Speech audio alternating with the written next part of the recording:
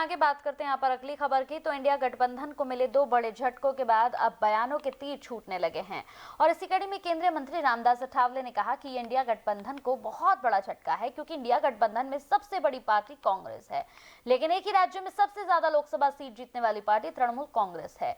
अगर उन्होंने गठबंधन से अलग होने का निर्णय लिया है तो ये इंडिया गठबंधन के लिए बहुत बड़ा झटका है। नीतीश कुमार की अगर बात करें तो नीतीश कुमार को लेकर भी उन्होंने कहा कि नीतीश कुमार भी अब यहाँ पर असमंजस की स्थिति में है। उन्होंने कहा कि नीतीश कुमार भी अब कांग्रेस के साथ नहीं रहेंगे, ऐसा मुझे प्रतीत होता है। और क्या कुछ कहा, देखिए।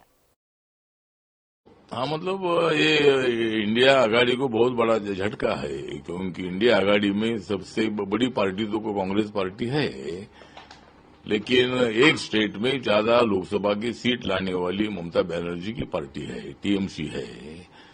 तो उन्होंने अगर मतलब इंडिया अलायंस से अलग होने का निर्णय लिया है तो ये इंडिया आघाड़ी को बहुत बड़ा धक्का है। और हमने ये भी सुना है कि अरविंद केजरीवाल भी इंडिया आघाड़ी से बाहर आने वाले हैं। तो इंडिया आघाड़ी से स्लोली साइलेंटली बहुत सारी पार्टियां बाहर आ जाएगी। नीतीश कुमार भी उनके साथ नहीं रहेगा, ऐसा लग रहा है। तो इसलिए मुझे लगता है कि इंडिया आघाड़ी कोलैप्स हो चुकी है और इंडिया आघाड़ी के जो सपना था कि नरेंद्र मोदी जी को हराना, वो हराना सब एक साथ रहते थे तो भी हराना मुश्किल था।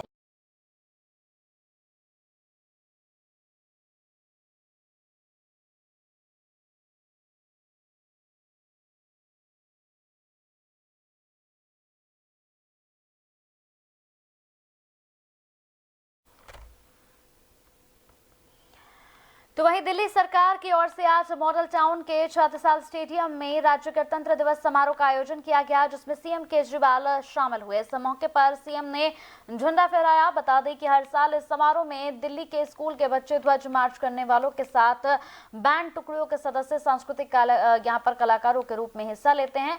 इस मौके पर सीएम केजरीवाल यहाँ छत्रसाल स्टेडियम में राज्य स्तरीय गणतंत्र दिवस समारोह में शामिल हुए।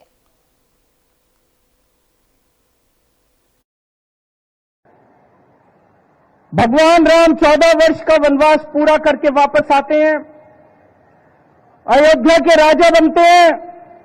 उनके राजपाट में चारों ओर सुख शांति है, विकास ही विकास है। लोगों को किसी तरह की कोई परेशानी नहीं है। इतिहास के अंदर इसे राम राज्य की परिभाषा दी गई है, राम राज्य। जब राम राज्य की बात की जाती है तो कहा जाता है कि पूरे मानव जाति के इतिहास में इस तरह का सुख शांति वाला अच्छा शासन आज तक कभी नहीं हुआ। रामायण के अंदर इसका कई चौपाइयों और दोहों के अंदर विवरण है। मैं एक बस पढ़ के सुनाऊंगा। दैहिक दैविक भौतिक तापा, राम राज नहीं काहू ही व्यापा। दैहिक दैविक भौतिक तापा, राम राज नहीं काहू ही व्यापा। अर्थात राम राज में दैहिक दैविक भौतिक दुख किसी को नहीं होते। आगे कहते हैं, सब नर करहि परस्पर प्रीति, चलहि स्वधर्म निरत श्रुति नीति।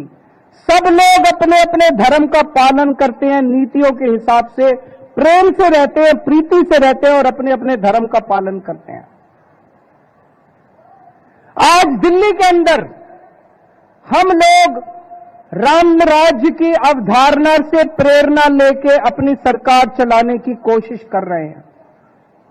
रामायण के अंदर जो राम राज्य की परिभाषा दी गई है, जो अवधारणा दी गई है, उसे हमने 10 बिंदुओं के अंदर संजोया है। 10 प्रिंसिपल्स हैं जिसके ऊपर हम अपनी सरकार चलाने की कोशिश कर रहे हैं। दोस्तों, अभी कुछ दिन पहले 22 जनवरी के दिन अयोध्या में श्री राम लल्ला जी का प्राण प्रतिष्ठापन किया गया। ये पूरे देश के लिए, पूरे विश्व के लिए एक बेहद गर्व की, खुशी की और बधाई की बात थी। चारों तरफ लोगों ने खूब उत्सव मनाया। बात करते हैं तेलंगाना की, तो तेलंगाना सरकार के अधिकारी शिव बालकृष्ण के ठिकानों पर एंटी करप्शन ब्यूरो ने रेड कर 100 करोड़ से ज्यादा की संपत्ति जब्त की है, जिसमें 44 लाख रुपए कैश, 2 किलो सोना, 60 महंगी घड़ियां, 14 स्मार्टफोन, 10 लैपटॉप, अचल संपत्तियों से संबंधित कई दस्तावेज और नोट गिनने वाली मशीनें भी मिली हैं। बता दें, एंटी करप्शन ब्यूरो की 14 टीमों ने बीते दिन बालकृष्ण और उनके रिश्तेदारों के राज्य भर में 20 ठिकानों पर रेड की थी। Balkrishna Telangana real estate regulatory authority के सेक्रेटरी हैं। Balkrishna Hyderabad metropolitan development authority के डायरेक्टर भी रह चुके हैं। मिली जानकारी के मुताबिक एसीबी ने बालकृष्ण को गिरफ्तार कर लिया है। उनके खिलाफ पद का दुरुपयोग करते हुए आय से अधिक संपत्ति अर्जित करने का केस दर्ज किया।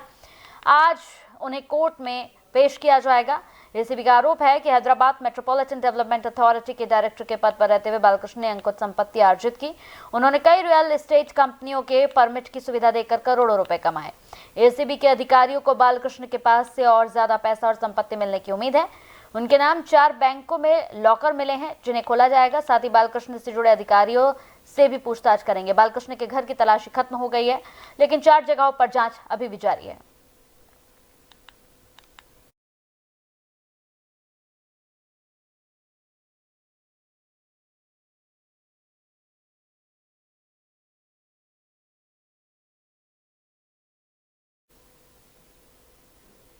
चलिए, इसी के साथ इस बुलेटिन में मेरे साथ इतना। ताज़ा खबरों के लिए आप लगातार बने रहिए एफएम न्यूज के साथ।